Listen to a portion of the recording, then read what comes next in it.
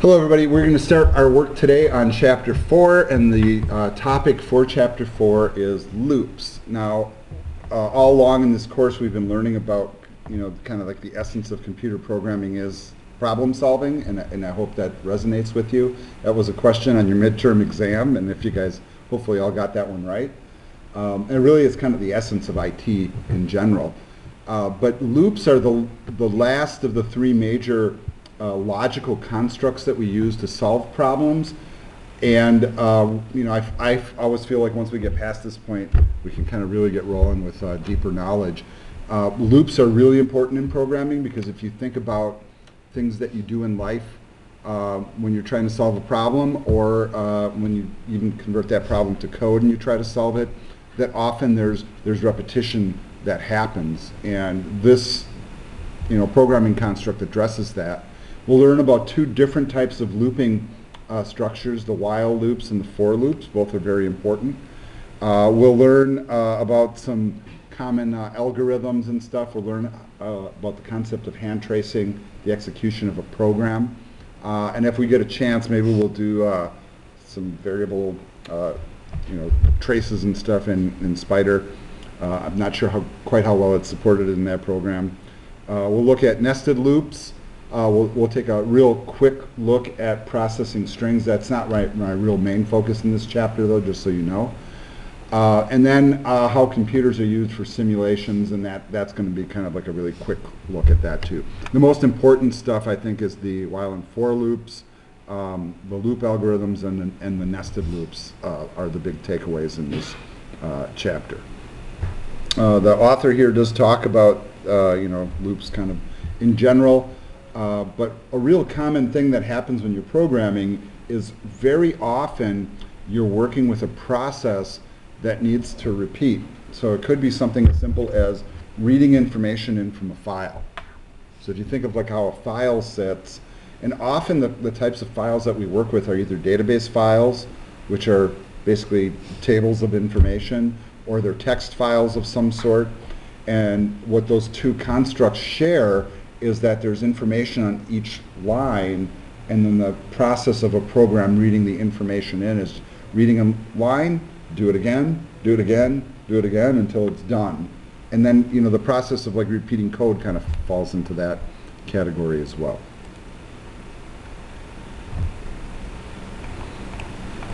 All right, the section 4.1, we talked first about the while loop. And the while loop, typically when you're learning programming, the while loop is the first thing that you're introduced to.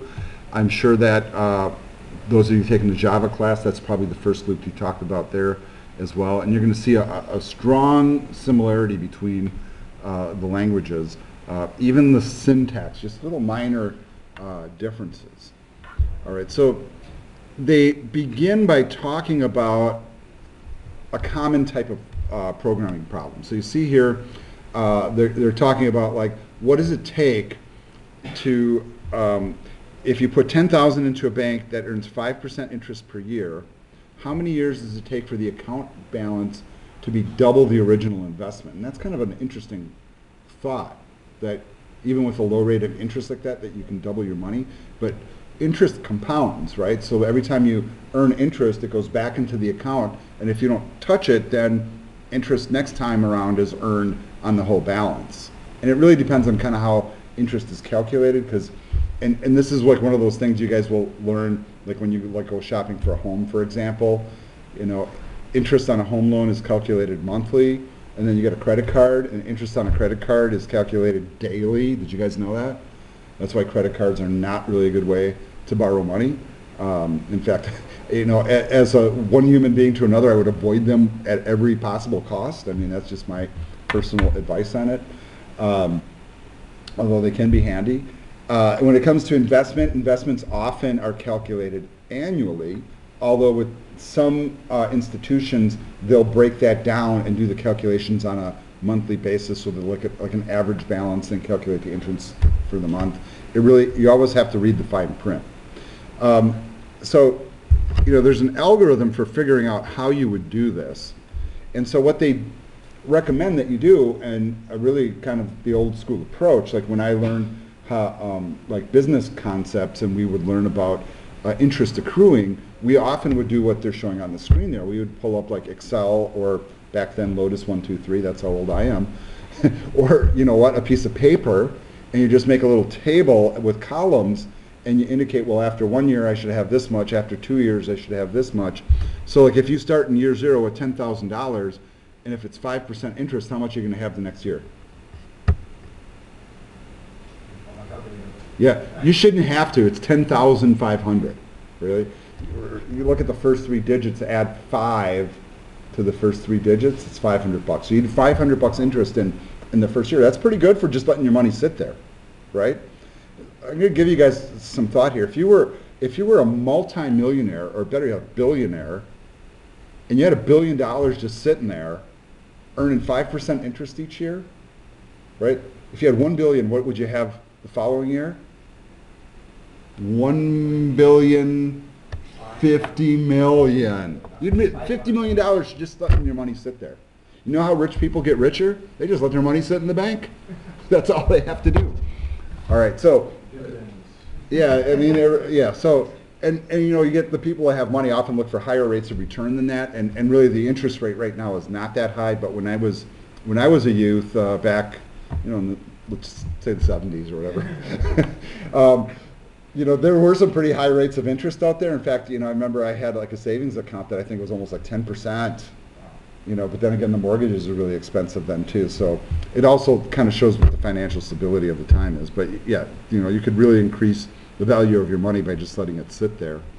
So in order to figure out how to solve that problem, you would have to write kind of a pseudocode algorithm, and that's what they've done here. And it says, repeat the following steps while the balance is less than $20,000. Why 20,000? Because that's double the original investment, right?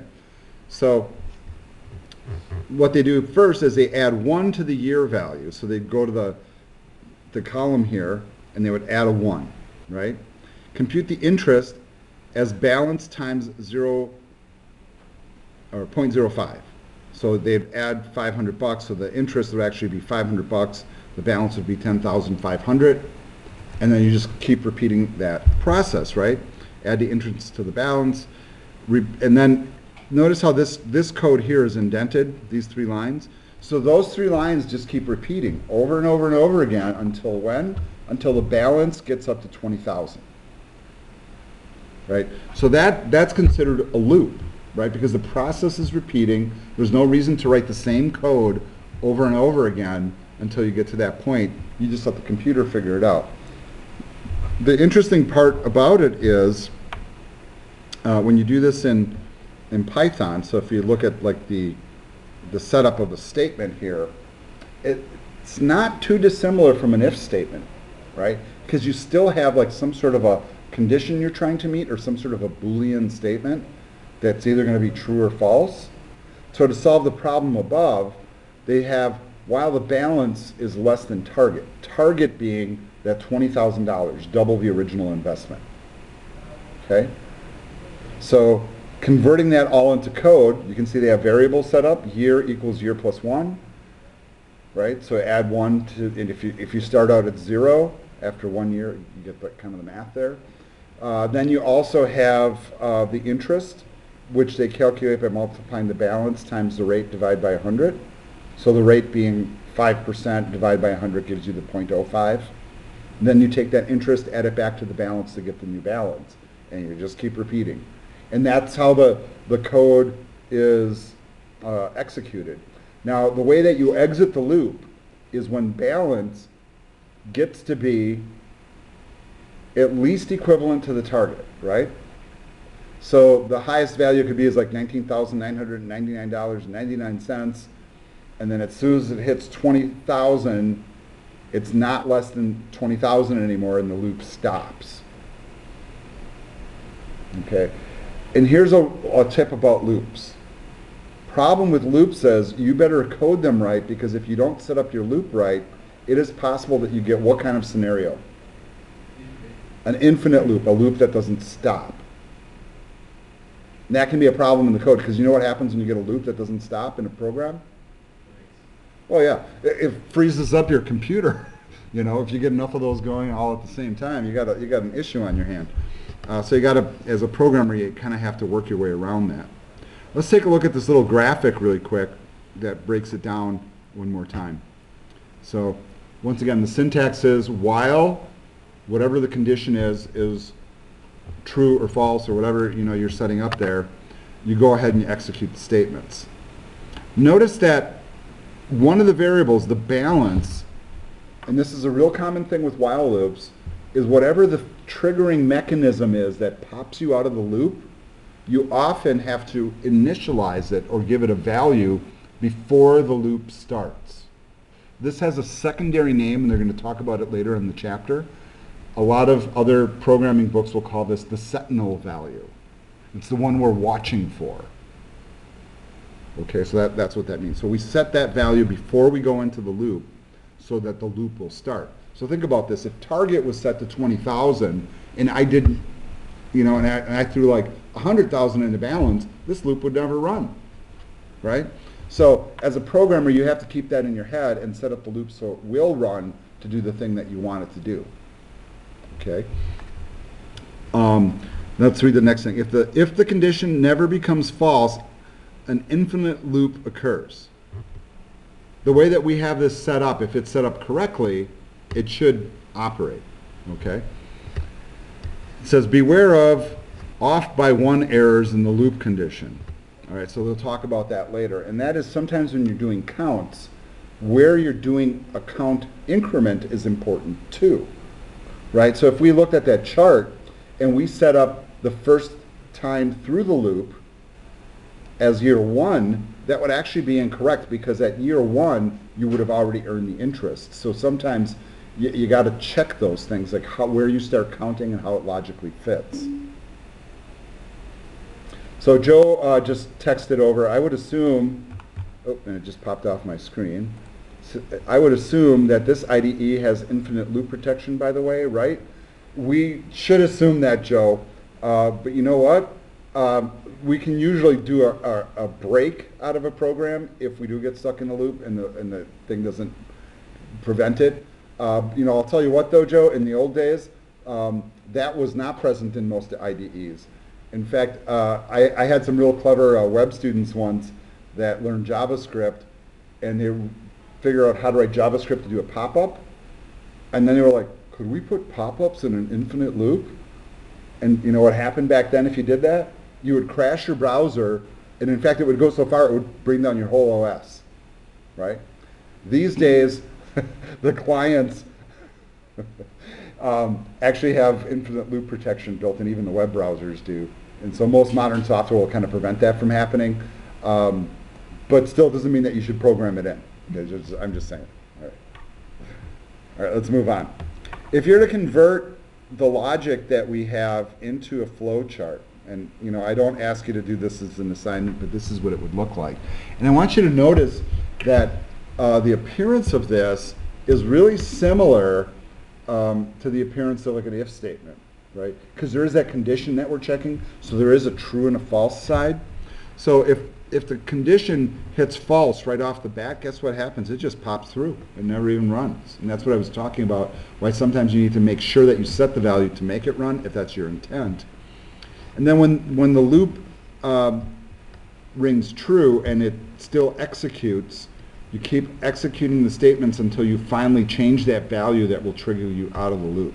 You don't want to be stuck in an infinite loop, generally speaking. All right. All right. Now, they give another example here of initializing a value prior to going into a loop, just so you kind of get the concept. And it's not an unusual approach to actually set up a variable sometimes, and often you call it a counter. And the whole point of the counter is, if you want the loop to execute a certain number of times, you can control that with a counter. So, and what this very simple loop does here is we preset a counter to 1, and then every time we go through the loop, we print out what the counter is. So it'll start by printing 1, as long as it's less than or equal to 10, and then each time it adds 1. So this will keep printing up until it gets to 10, so it'll print 1 through 10 and then stop, because once it hits 11, it won't be true anymore and it pops out. But I think that's a really nice little concise example of putting something in there to help control how many times something loops. All right, and I'm not worried about these little exercises here. I think that you guys can do those on your own. And I really do strongly encourage that you practice with some of those loops. And I don't know if you guys will pick up on this right away or not, but a lot of the exercises that are assigned are almost based verbatim on some of the examples in the text. So I'm going to leave it on you to work through those examples, and then when you get to it over in the exercises, you'll be able to pick up on it a little bit quicker. All right. Here in this little section, they talk about, you know, common errors, and I think that these are worth looking at real briefly. So let's talk about the first one here. It says, "Don't think, are we there yet?" Did you guys do that when you were kids? Are we there yet? Are we there yet? Are we there yet? Right. How obnoxious that is. But it says, when doing something repetitive, most of us want to know when we are done. For example, you may think, I want to get at least $20,000 and set the loop condition to balance is greater than or equal to target, right? But that's not going to pop you out of that loop. Is it? Yeah. Or will it? Yeah. So see, this is what happens. The biggest problem that you guys will have when you first start to do loops is just basically how to set up those conditions and then figuring out how to get out of them. And I will tell you, it takes a little bit of practice, so don't get frustrated. Sometimes it's not uncommon for people to reverse the signs. But the truth is, we want the loop to run and add more interest as long as it's less than the target amount. If it gets to the point where it's greater than the target amount, well, we're starting with $10,000. What's going to happen? It's never going to run, right? See, your goal in your head is like, I want to get to my balance to be more than $20,000. So you put that in your head, but that's not really what the state is that you're checking in order to do the math. All right. So don't ask, are we there yet? Set it up so you can get there. All right. The other one is the infinite loop, right? So like the hamster on the wheel. You know, it's really funny. Down the street from where we live, they have a cat cafe, right? Where you go in there, you like sip coffee and pet cats. You know, it's like a thing. And in the window, they have a big, like, wheel for cats, like that. So that just made me think of that. So probably shouldn't have recorded that in the video, but there it is. All right, let's talk about an infinite loop, and let's just look at their example here. So they start by presetting the year to be 1, okay? And then they say, while the year is less than or equal to 20, will it run to start with? Sure, right? It will absolutely run. And then it'll go in there, and then the interest, you calculate the interest, and then you're adding the interest back into the balance, and then you keep doing it. Why will this be an infinite loop?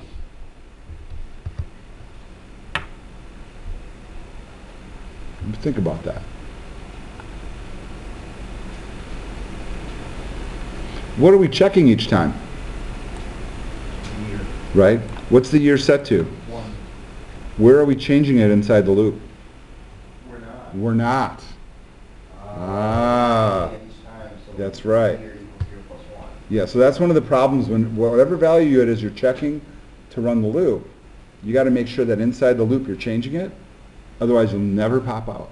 This will always stay at 1. This loop will run forever, or until our IDE says no. All right, so here's another example of an infinite loop, and take a look at this one. So this one pre-starts the year at 20, and then we're going to say while the year is greater than 0. Okay, I'm with you. All right, while the year is greater than 0. So will it run to start with? Absolutely. 20 is greater than 0, so it will run. So it does the standard interest calculation, adds the interest to the balance, and then, okay, well, we're changing the year now, but we're changing it the wrong direction. Because really what we need to happen is we need the year to keep getting smaller until it reaches 0. So it's a kind of a countdown thing. So really that last statement should be year minus 1 to pop out of the loop. So those are the kind of little things that you look for.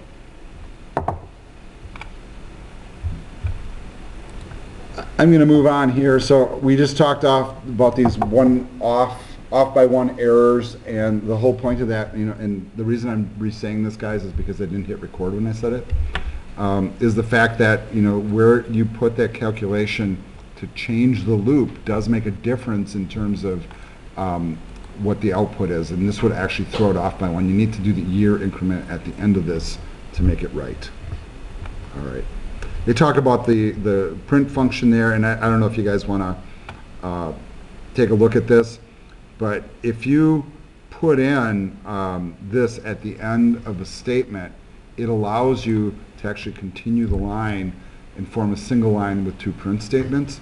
And now you guys might say, well, why would I ever use that? Because sometimes you get these print statements that are super long and you're still not done yet, and it's going off the screen, and that's the why. Okay, so if you ever get those situations. All right. Remember I talked to you guys about this? This is a nice little sideline that they have in here. And I thought that this happened on the ENIAC, but apparently it happened on a computer system called the Mark I, which was at Harvard University. And they had a bug in the program. Remember I told you that? And what it turned out to be is they actually found a moth, and it was shorting out one of the relays. And so that was a bug in their program. So I always think that's like fascinating that, where do these names come from? Yeah, that's how you get a bug in your program. You got this moth shorting out your system, There you go, the very first bug. And they have a picture of it. I think that's just brilliant. Yeah, that bug? Yeah. They like store it in amber or something, right? All right, let's talk about this concept here. This is a concept called hand tracing. And what I will tell you is that if you are learning how to run through loops, this is actually a really handy process. I will tell you that as an instructor, I hate teaching it on a board because that's how I learned. But here's what they do. Okay, so they set up a loop, and you take a look at whatever variables you're dealing with in your loop, and you see right here they have they preset 2 values. One is n at 1729. The other one is a variable of total, which is preset to 0. And the loop will run as long as n is greater than 0. Okay. Now, every time you step through that loop, each one of those things, n and total, will have a value. But if you look farther down in the code, they have an additional value called digit. Okay. And then digit is the mod of n by 10. So it's n mod 10. Okay, what does mod do? It gives you the remainder. It's remainder division. So if I mod 1729 by 10, what's my remainder? Should be easy. 9 is the answer, folks. Because if you think about this, 10 will evenly go into anything here and above, right? This is the tens place. So that means all of this stuff is divisible by 10. What's the remainder? 9. Isn't that weird? So that's the way that they're figuring out what's in the 1 digit, right? So the process of hand tracing is basically this. You make a little table that indicates all the different variables and their values through each loop through the loop. So when you start out, you're going to start out with 1729 and 0, right? But then when it runs through, then you're going to start throwing stuff in. N's going to stay, well, is it? Well, digit gets changed first, so we would put a 9 here. The total is total plus digit, so that would be a 9. And then n would be n // 10. What the heck is that?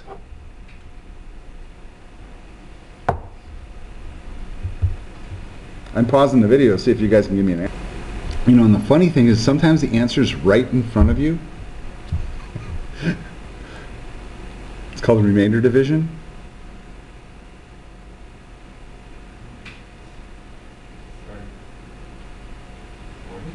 Floor division, right?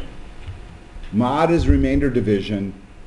Slash slash is floor division, meaning what? It gives you how many times it goes in without the remainder. So how many times would 10 go into n? That's pretty simple too. This part of it, 172 times.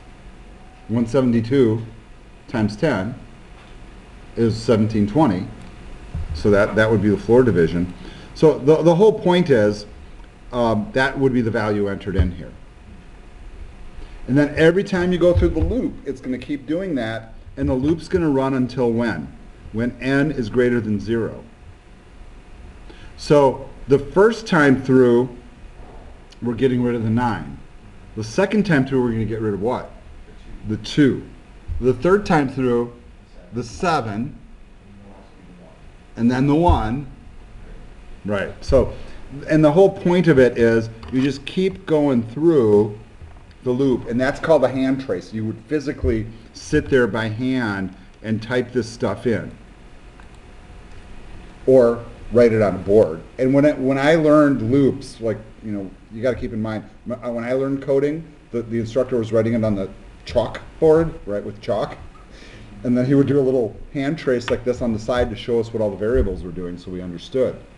The interesting thing is this, that all of our modern IDEs, and I would have to assume that Spider has this built in too, has a stack trace that's built in where you can actually put in breakpoints to designate these little stops in the code, and then for each time the code stops, it'll show you what the value of all the variables are at that point in time.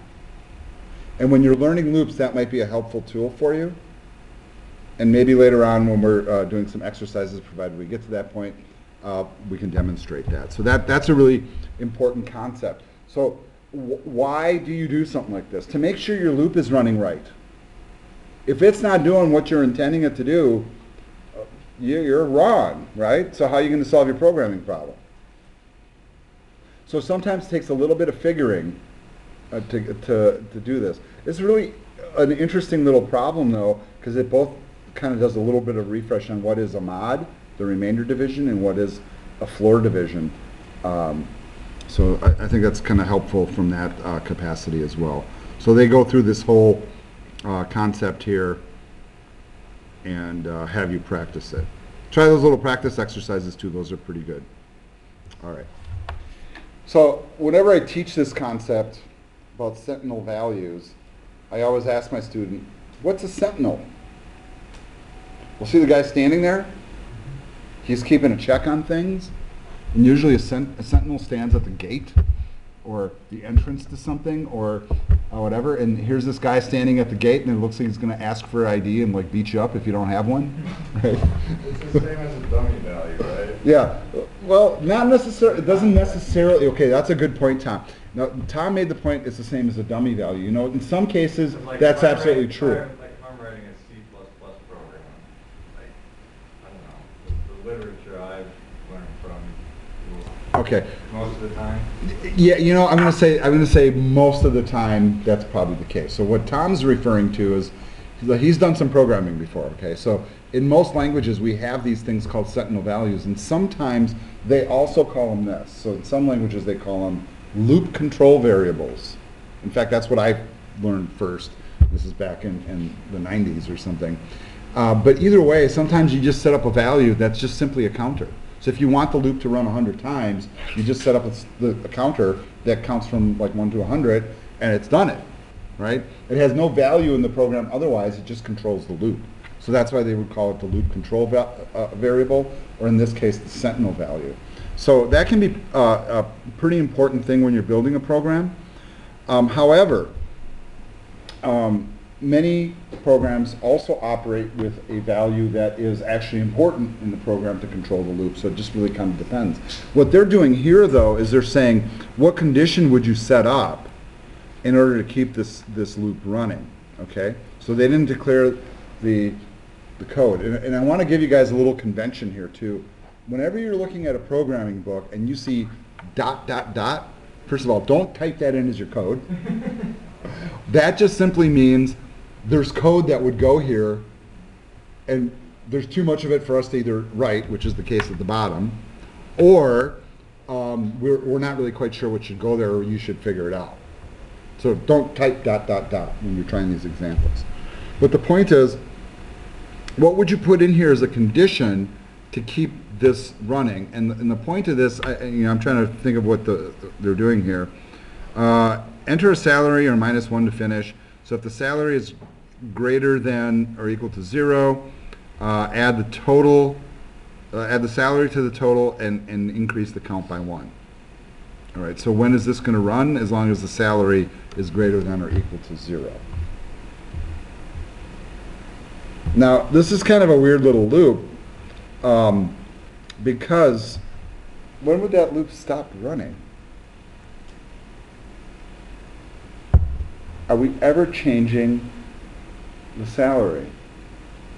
I want you to think about this here for a second. If you're looking at the math, you're not changing the salary, are you? Right? No, you're not. What's changing the salary here? Every time the loop runs, we're prompting the user for input. So the user controls it. And this is really kind of an interesting loop style, because a lot of user inputs are based or structured inside of loops. So think about it like this. You walk up to your computer screen, facebook.com, or whatever your social media choice is, right? What does it ask you first? Username, password, enter. You typed the wrong password. So what's it doing? Username, password. Type the wrong password. Username, password. Type the wrong password. You're out of here, buddy. Right? 3 times, you're out. But if you think about it from a higher level, this is a loop that's controlled by user input. And this is very common with software. So like if I'm expecting somebody to jump out of this loop, they have to enter a salary that is greater than or equal to 0. So what's the point of this loop? This is to prevent people from entering negative salary values. What's your salary? -1 million. Right? Right? Yeah. No. Try again. Yeah. Right? So this is a really common type of algorithm that you would use for user input. You could substitute here, for example, password. Right? So if the user puts in a password, or let's say he doesn't put in a password, right? In that way you would process a string, but they have to put in a valid password in order to be able to jump out. So in this case, this is just a way to enforce somebody from entering a value that's incorrect. So this is your food for thought here. If you're writing a program that's saying enter a non-negative, like enter your age, right? You're not going to allow somebody to enter an age that's negative. I mean, come on now, right? So this is a method to keep the program running and not let the user crash your program because of your input. Then I want you to think about this. All the stuff you guys do in an operating system. Your operating system's always waiting for you to do something. Click on the start menu, double click, click and drag, open something, close something. What's happening in the background in your operating system? It's running a whole collection of loops waiting for stuff to happen. It's kind of an interesting thought, putting it into that context. So they do an example here on how that happens. All right.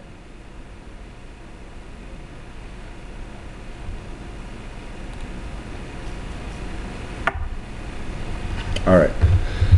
Another thing that you can do is you can run these Sentinel values and control it with a Boolean.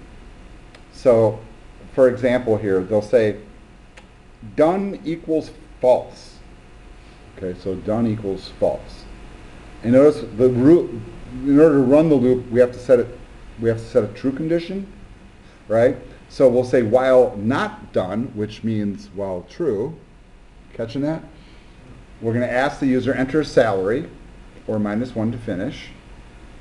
If the value is less than 0, we set it to true. Otherwise, we process the value. Whatever process value does, okay? But let's say they do enter something that's valid. It sets it to true, which is the opposite of not done, and it pops you out of the loop. It's kind of a similar approach to what we just saw with the salary thing. Once again, a clever way to allow people to enter information, to check the information for being valid without breaking our program. So these are techniques you might want to employ as you start writing a loop. The other approach that some people use will be instead to set the loop condition to true, while true. Okay, well you just said it's true, so this thing is going to keep running, right? So how then do you break out? There's actually a command, and this is true in most languages. There's a command called break, and what break indicates is get out of the loop. So you can actually jump out of the loop by force using a break command. So if you say if your value is less than 0, just get the hell out. You're out of the loop. Okay, that's an example.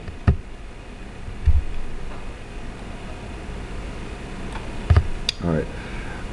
This next little section, I'm going to go through it pretty quick because we're not really worried about like the GUI end of things right now, but this is something that, particularly as web developers, where we tend to be a little bit more visually focused, they have this little storyboard, and what they're doing here is they are conceptualizing in a graphical format how a program will behave. And I don't know if you guys can actually read any of that, but what they're doing is they're saying, well, okay, so I'm a user, I'm going to sit down at the computer, I got some sort of an issue to solve, I sit down there, I type in something, and then it prompts me for something else, and then I make a selection, and then I do this, and then I do that, and then I do this. And then really what they're trying to demonstrate here is this is the kind of thinking that programmers often do before they build an application, is they think about how it would operate.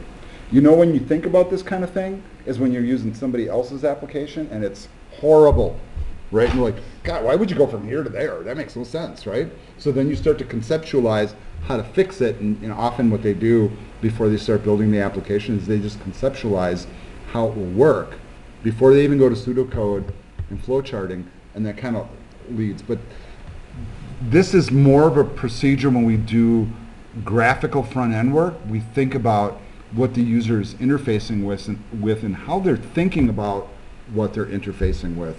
And storyboarding is a technique that is actually used in the web application design quite often, and a lot of mobile application design for that matter. All right. That's just a little aside. All right. Here, I think this is a good spot to take a break, you guys. Let's take a 5-minute break. We'll come back and talk about this. All right, let's look at some common loop algorithms. And remember what an algorithm is, right? It's just a series of steps for solving a problem. And notice that they're going to give you some algorithms for solving the sum and average value of numbers. And the reason I'm spending a little time on this is, guess what some of your first assignments are in this chapter? Exactly this. So I'm just giving you a tip that some of the code you might need might be like right around here somewhere. Hint, hint, hint. Yeah, this is not a bad idea. Or just remember that it's in the chapter and you can go back and look at it. All right, so it's really very common when you're running a computer program to actually keep a total value of things for a lot of different reasons. You might be calculating the total time, the total value, whatever the case may be. And that sometimes is done in a loop. So for example, here they're starting with, they're presetting total to 0. They're entering a value, and notice that they're entering, I'm assuming a number, but they're not storing it as a number right off the bat. Isn't that interesting? But then what they're doing while they get into the loop, they're saying as long as the input string is not equal to something empty, right, because you're looking for a string, as long as they type something in, that's what that says really. Then go ahead and convert that value to a floating point number, store it in value, add that to the total plus value, and then ask for another value. So as long as they type something in, they're going to keep adding it in. What does that sound like? Well, that's the same kind of little algorithm that is like in a cash register program or a calculator program. As long as they keep adding a number, we're going to add it to the total, right? As long as that customer is still buying something, we're adding it to the total, right? As soon as they stop, then we're out. Pretty simple, okay? But that's how you would get a sum, is by doing that, right? Now, the interesting thing is you can also kind of hotwire that same little algorithm, because if you're keeping a sum of a bunch of numbers that you're entering in, there's not much of a stretch to calculate the average, because how do you get an average? You add up all the numbers, how many numbers are there, you divide by that number, and then that gives you the average, right? So the only thing that you really would need to add to that is a counter to count how many numbers you're pumping in. So you start by pre-initializing that to 0, and then every time a value is entered, you increment that by 1, so you add 1. And I want you guys to also listen to the terminology I'm using here, because I kind of do it intuitively and not talk about it. That counter is being incremented, which means adding 1. If I was to decrement the counter, what am I doing? I'm subtracting 1. Increment and decrement. And then once they have that loop done, the person's done entering the values, then they do this thing. They say, if the count is greater than 0, calculate the average. The average is the total, divide by the count. That's what we just said. Otherwise, the average is 0.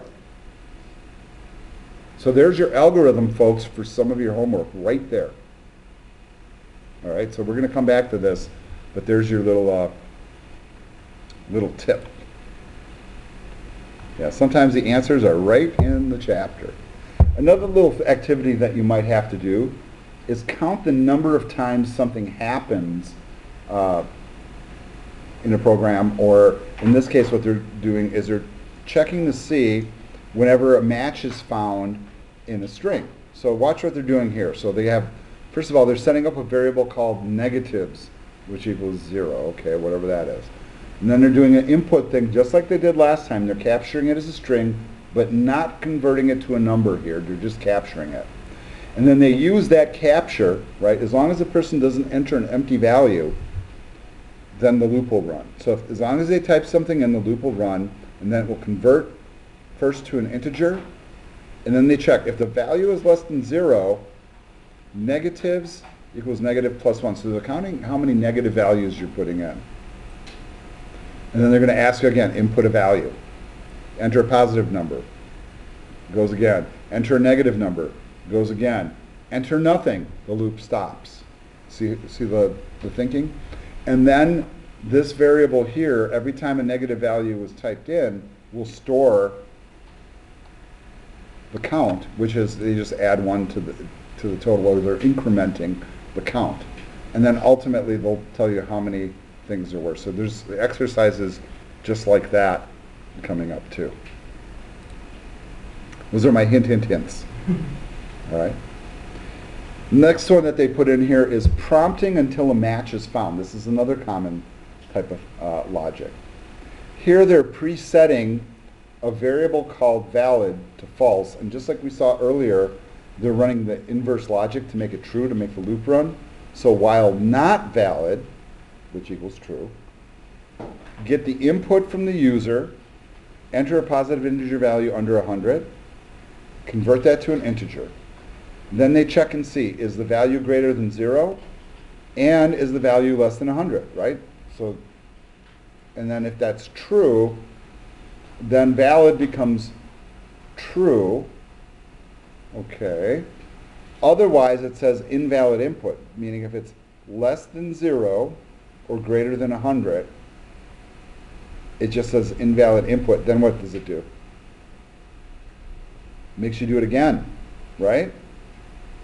But if you get to the point where it's true, what happens if you put in a number between 0 and 100? That's my answer to you. What happens here?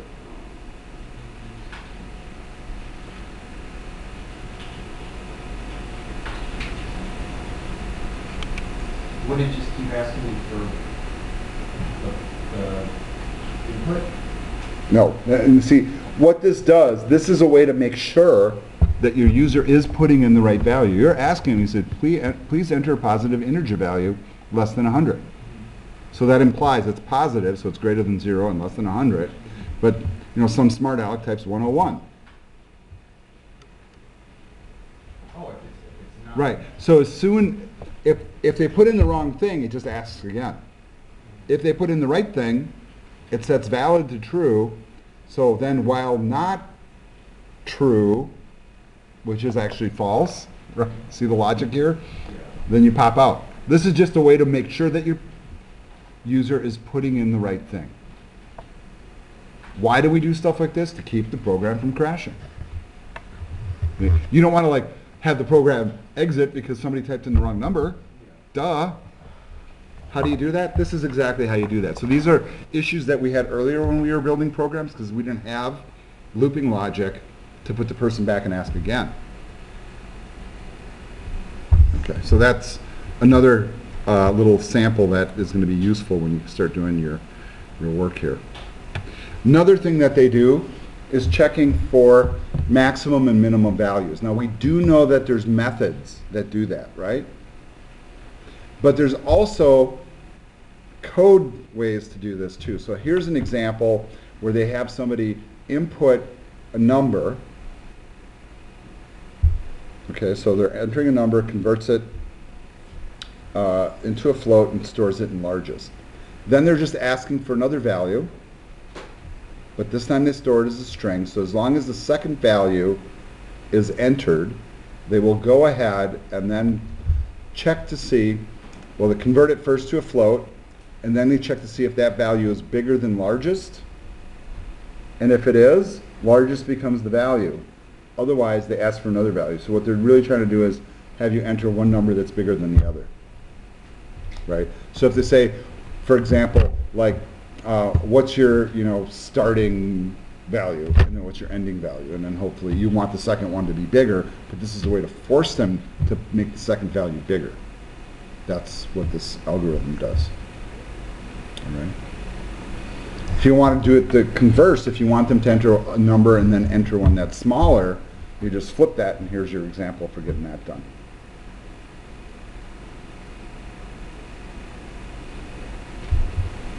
These are just examples. I'm not going to step through each one of them, but I'm just giving you the hint. They're useful for the homework that I assigned. The other thing that you might want to do, and this is just another algorithm, mind you, is comparing values that are adjacent. And this actually works on strings, and I'm not spending a lot of time looking at string processing in this chapter. I'm really more concerned about the numeric processing, although this is helpful. Here they're saying enter an integer value, they store it in a string. As long as the string's not empty, they run the loop, convert it into an integer, ... What does that mean? There's a bunch of code that goes here, right? And otherwise, enter a value. So what they're trying to do is get you to keep putting in integers. If you're doing it over and over again, you can use a loop structure to grab the values. There's no reason why you have to do it in separate lines of code. It's more efficient if you loop it. And that takes a little bit of practice. So here they break out that algorithm just a little bit further, and they have it check the value that was currently typed relative to the value that was previously typed. And this is the algorithm for that. So if they find that the two values are the same, see the if statement inside there? Then they say print duplicate input, when they really want you to enter two different things. That's kind of the point. All right, I'm not spending a lot of time on this once again, just simple examples of a couple of algorithms that you might find useful. All right, now we're going to move on to the other major loop structure called the for loop. All right, what you guys are going to discover is that any major programming language that you're working with will have a while loop of some sort. In fact, some languages have multiple while loops. Some of them have while, and then they also have a do while, which is a separate thing. And then most languages also have some sort of a for loop structure. And both have their place. And frankly, I always think to myself that, experienced programmers tend to often lean more on for loops when they know specifically how much the loop needs to run. But it really kind of depends on the logic of what you're building as well. So let's talk about how a for loop operates. A for loop, in this case, they're putting in a state name, and you can see that's just a string, and they're putting in Virginia. And it says for letter in state name, print the letter. And then they're saying that as long as you're going letter by letter, you can output each letter and make it appear like this. But really, when you're doing this, the better way to do it is to kind of look at this sort of setup here. Notice the I as a counter up on the first line. And for whatever reason over time, and I think it really comes from the fact that I stands for index. It's an index value, that's why they chose I, and that kind of comes from mathematics. So they preset the index to 0, and they say, while I, or 0, is less than the length of the state name. How long is the state name? I don't know, let's say 10 letters. Go ahead and do this. And what are they doing? They're looking at each position in the state name, and how are they doing that? Well, that I here starts as a 0, right?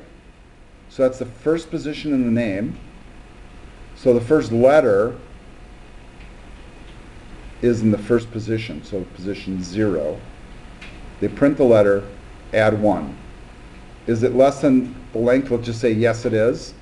Then we go to the next position. Position 1 would be the second letter, and that's how it's actually executed. So you guys seeing the process there? All right, that's how it's done with the while loop.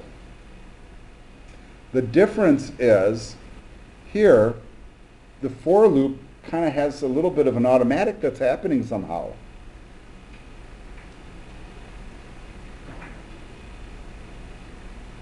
Notice that we're not presetting a variable. Let's actually take a look at this little graphic, and hopefully this will help.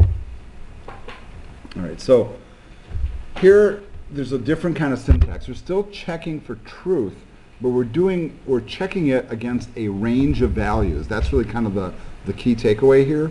In other languages, they'll actually have like this really complicated for statement structure that actually includes the loop control variable being initialized, how it's being checked, and then how it's being incremented. Here, it's a little bit different. They're looking at the structure as like whatever it is you're looking at is operating within a range. Here they're calling it a container, but they're saying for variable in a container, and here are your statements. All right, so let's just take a look at that. This variable is set in each loop iteration. So letter, it just loops automatically. It's looking at state name, and it just knows because of the structure of this language to look at each letter in the state name and print it out. So it really kind of saves us a whole lot of code. And this for structure is really handy when we think of it in terms of a variable, in terms of a container or some sort of a structure. If we have like words that have long letters, or if we have a list of items, it can automatically read through those. And you know what it means to reiterate, you guys? To say something again, right? Do you know what it means to iterate? Not but yeah, just say it once. So every time you step through a loop, it's called an iteration, just so you know that terminology. When you reiterate, you're doing it over and over again, but that's something you should know. All right. Let's talk about a couple different forms here and do some comparisons. And so often when you learn for loops, they often show you the while loop examples that work the same way. So in this example here is no different. So in the for loop it says for I in range 1, 10, meaning so as long as I is in between the range of 1 to 10, print I. And what that's going to do is it's going to step through each value in the range 1 to 10. Okay, that's kind of cool, right? It's pretty simplistic syntax. If you compare that to a while loop, where you have to preset the I value, check it each time, print it, and increment it. Not that there's not value in doing it that way, but which statement is cleaner and easier, right? And that's why I say like experienced programmers often will jump to for loops first when they know how many times things need to run, because the for loop is just easier to construct. And it's, you know, in some ways I think it's a little more precise. The other thing that's kind of interesting about these for loops is you can also declare this third parameter here, or argument if you will, that tells you how you're increasing or how you're stepping through the range. That third thing indicates that you're reading every other number. So you're starting with 1, so you're going to read 1, 3, 5, 7, 9, and stop. Kind of interesting. If you want to do it, you want to count down, well, you better make sure your first number is bigger than the second number, and then you can go by -1. Could you go -2? Sure, why not, right? Count down by 10s or 3s or 5s, you can totally do that. The other thing that you can do is, if you want, you can do this range statement without indicating the initial value. And if you do that, it assumes that the count starts not with 1, folks, but with 0, because that's where computers start counting. Remember that. So it'll go from 0 to 10. No, it's going to go. It's just going to count through it by 1 10 times. It's only going to count up to 9. 0, 1, 2, 3, 4, 5, 6, 7, 8, 9 is 10 values. That one might be a little confusing at first, but that's a very fascinating thing as well. All right, they have this little graphic once again that talks about how it will work. And notice that first one says, with one argument, the sequence starts at 0. The argument is the first value not included in the sequence. Interesting, right?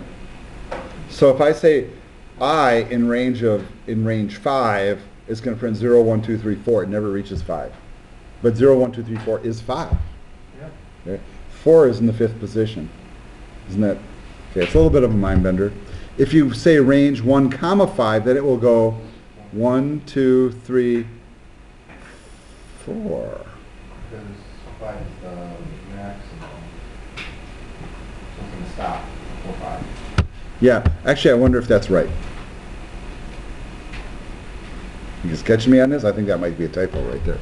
Now you figure that out? Drop that into your ID. Type that in your ID and tell me if it's right. My suspicion is it would print 5 too. Why would it print 1 and not 5? Right, the other one, this is what the increment, so if we go in range 1 to 11 and go by 2s, you say it's 1, 3, 5, 7, 9, and then we'll stop. I might argue will it go to 11. Once again, how do you know? Try it. Then you know for sure.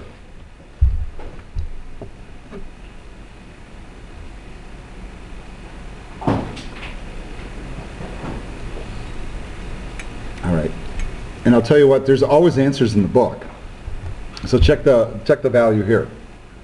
It says, note, so the first example, range 5, it says range 6 actually, so it does go 0 through 5.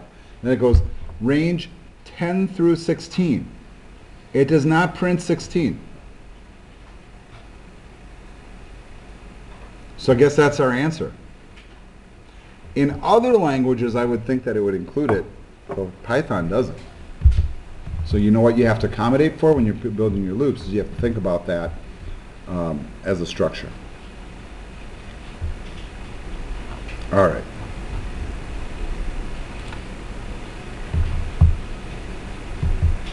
All right. We just talked about the iterations, right? I think I really talk about that anymore. They also talk about how to write a loop, and they give you some examples. Feel free to read through that. That's just a kind of like a pseudo-coding problem-solving thing. And then we get to what I think is probably one of our last most important topics in this chapter, and that is nested loops. So what is a nested loop? Here's where we get a little bit of a mind bender. All right. A nested loop is a loop inside of a loop. Yeah. How deep can you go with those loops? As deep as you can logically handle. Is really yeah. It is kind of like that. As deep as you can logically handle is really the answer. Because if you think about a clock, so they give the example of a clock. So a clock does what? It loops the hours Loops the minutes and the seconds. Yeah. So hours loop. Well, for Westerners, it loops in 12s, right? Military people and a lot of other people, it's 24. And then the minutes are always 60, and the seconds are always 60. It's kind of an interesting system. But you don't worry about looping the hours until the minutes have looped all the way through, right?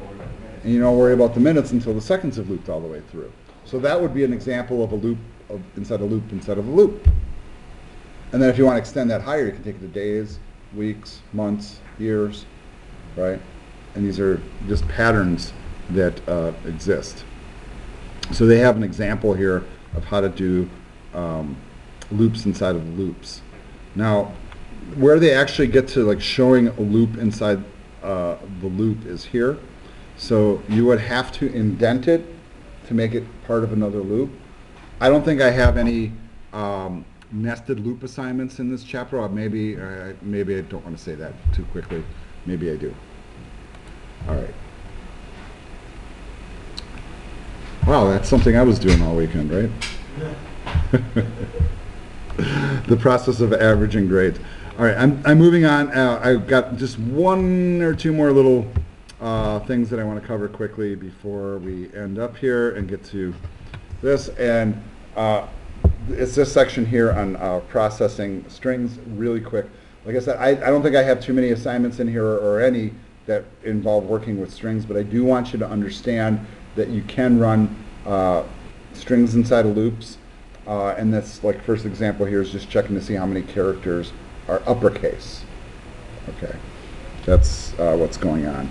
And if you're really curious about that, they kind of ramp it up. First they start with characters, then they look for matches of words, for example. And when you think about like an example like this, I mean, I always think of like, okay, I'm in a browser, I do Control F, I search for a word. Wow, that's how that works? Yes, very much so. Right. Yeah. Taking key phrases and keywords and matching them up with websites and most. Right, or whatever's in your database. All right, so not worried about that too much. I'm also going to talk real quickly about this concept of random number generators and simulations. And this is pretty important in programming too, because often we write programs that try to simulate reality. And here's the kind of interesting thing about that. One of the examples they use in the chapter is rolling dice, right? And when you roll dice, you have two little cubes with 6 numbers each. And hypothetically, when you pick them up and throw them down, a random value will appear on each one, right? And there are constructs inside of almost every programming language, and probably from every programming language. And here's just an example. Here it says you have to import this library. So there is a randomizing library in Python. So you just say from random, import random. And then what you can do here is they set up a loop in the range of 10, which will run how many times? Right? Run up to 9. All right. But it's 10 times, but it will run up to 9. And each time it will generate a random value, and then it will output it. Let's go ahead and run this one. I don't usually do this in class. So it's submitting, and then it ran all these random numbers. Now this is to kind of show you a couple of concepts here. First of all, most random number generators don't generate one single value. That could be a problem. Another issue is if you're doing a random number generator and you want to get random values for a dice, the values are what? 1 through 6. This has got values all over the place. 4.524, yeah. Right. So there are little algorithms and stuff that you use to simplify the output and to narrow down how many selections are made. All right.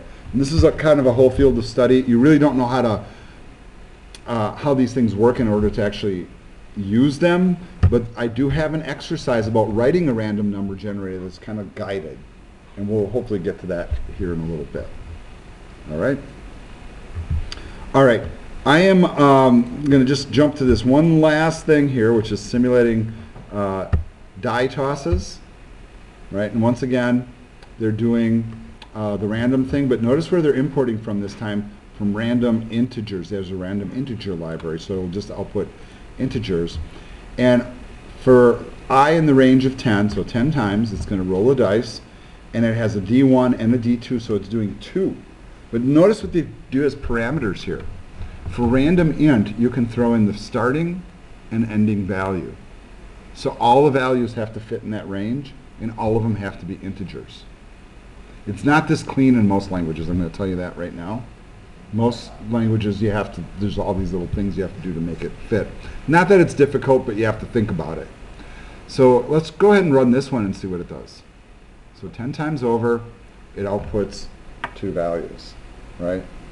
So if you wanted to write a game that simulated throwing the dice, here's all the code it takes to simulate throwing the dice. And then we can even add another line of code that just adds B1 plus B2 to show the total. Absolutely. Not a big deal, right? Nice. Yeah, very nice. Very nice and very simple. All right, folks, and that's going to end the lecture component for this chapter.